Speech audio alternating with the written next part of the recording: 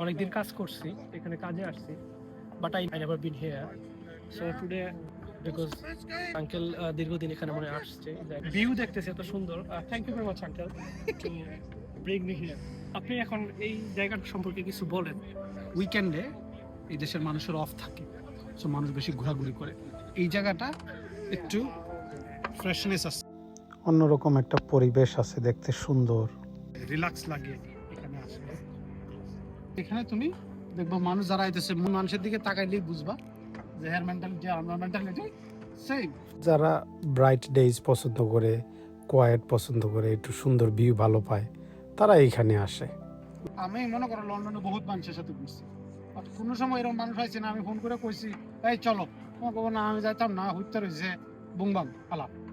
But রাশে তুমি আমি with the same energy, সব সময় running, 4 hour sleep battery full charge. এই দেখবা আজকে এখানে কালকে ওখানে চলে যাবো, কি বলো? নেক্সট ডেস্টিনেশন কোথায় হবে এটা আল্লাহ জানে, বাট আমরা চেষ্টা করবো যাতে। আমাদের তো কোনো ডেস্টিনেশন নাই, we create any time any situation any movement. আমাদের কোনো প্রি প্ল্যান থাকে না।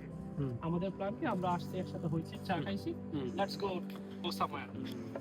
নদীর উপর যে ব্রিজটা, তারপরে যে এখানে দেখাও, এটা এই যে এত সুন্দর একটা জাহাজ, এটা আসলে জাহাজ না, এটা ইটস লুক জাহাজ, বাট এটা একটা হোটেল। তুমি যদি প্রত্যেক দিন একটা করে জায়গায় যাও, লন্ডনেই শুধু শেষ করতে পারবো না। Until you die you can't finish. আর সবচেয়ে তাদের একটা জিনিস ভালো লাগে, এটা হলো তাদের সম্পদ, তাদের জিনিস তারা খুব সুন্দরভাবে টেক কেয়ার করে। তাদের হেরিটেজ দেখো কোনো ময়লা আছে এখানে? No. কেন ময়লা নাই? এটা কি? এই যে এটা যে একটা বিন লাগাইলা আছে, ওই যে দেখো, লুক হ্যাভ এ লুক দেয়ার, বিন আছে। বিন। সো তারা কি করে নিজের দায়িত্ব থেকেই তাদের দেশে সুন্দর রাখার চেষ্টা করে, তাইলে আরে ময়লা আবর্জনার প্রবলেম না থাকে।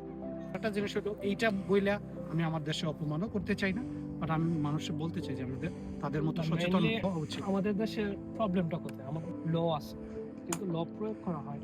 যেমন দেখেন, এদেশে যখন মানুষকে সুযোগ দেবে তখন মানুষ অনেক কিছু ম্যাচ করবো, ধ্বংস করবো, ডেস্ট্রয় করবো, এনিথিং সুযোগ পাইলে। কিন্তু আপনি যদি রাস্তাঘাটে তুলে দেন, এদেশে এনফোর্সমেন্ট অনেক অফিসার আছে, ক্যামেরা আছে, যেগুলো দ্বারাতে আমাদেরকে আপনার জরিমানা করার পসিবিলিটি আছে। জরিমানা এই জন্য মানুষ জরিমানার ভয়ে এভরিথিং তারা মেনটেন্স করে।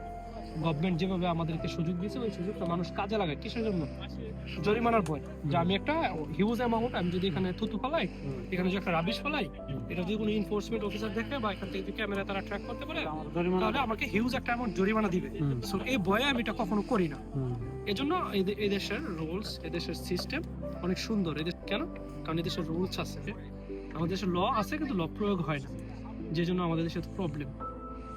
ইনশাল্লাহ আমাদের আগামী প্রজন্ম, ইভেন এখন যারা দেখতেছে তারাও চেঞ্জ হবে, এটা আমি বিশ্বাস করি। কারণ পরিবর্তন তো একদিনে হয় না, আমরা এখান থেকে বের হয়ে আসবো ইনশাল্লাহ।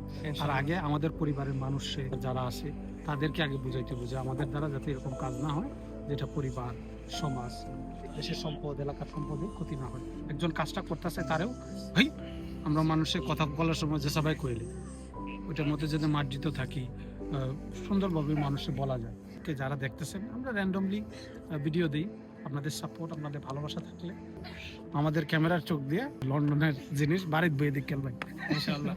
আর সবচেয়ে বেশি আমি যেটা বলতে চাই, thank you Rashed for capturing this.